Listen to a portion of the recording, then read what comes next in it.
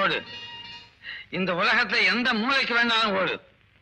உன் பதவி, அந்தஸ்து, பணம் எதுவுமே உனக்கு துணை வராது.